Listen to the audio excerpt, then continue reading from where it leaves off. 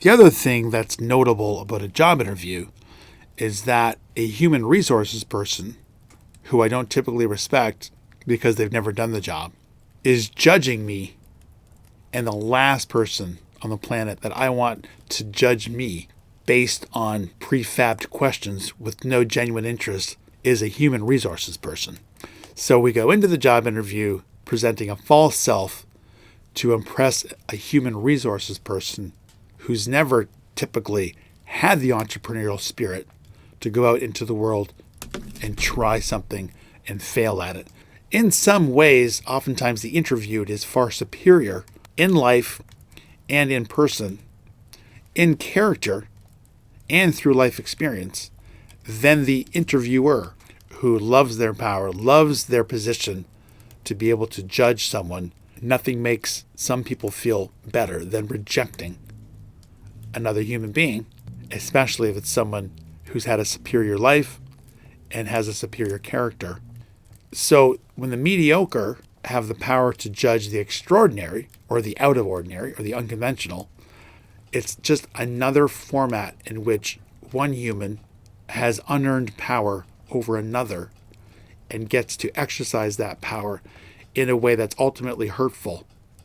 That is obviously the goal of the human resources person, is to reject 99% and reward the 1% that said all the right things. Some of the best thinkers, some of the best lives, some of the best minds, and some of the best talents get tossed aside by the mediocre. In order to succeed in this society, you have to be somewhat mediocre. You have to relinquish anything about you that's extraordinary. I've oftentimes been told that I'm quote unquote intense or passionate in the workplace. And those are nice, politically correct ways of saying that I disrupt, that I question, I challenge, I am self-motivated, I think for myself, I don't need to be told, I can be trusted to act like an adult and get the job done without interference. And leadership doesn't like that. Leadership authority hierarchies want to be asked permission. They want to approve an idea. They want to have the idea. And that's mediocre thinking. These are people who've never established a strong identity in their own right.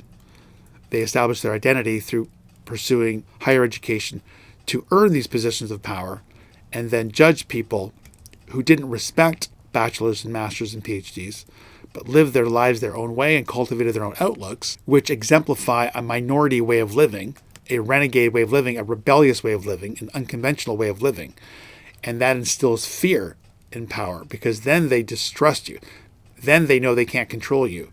People would rather control and manipulate you or feel like they're in a position to pressure you to conform versus affirming your free spirit, your critical thinking, and rewarding it and making you feel comfortable, making you feel that it's okay to have that independent mind.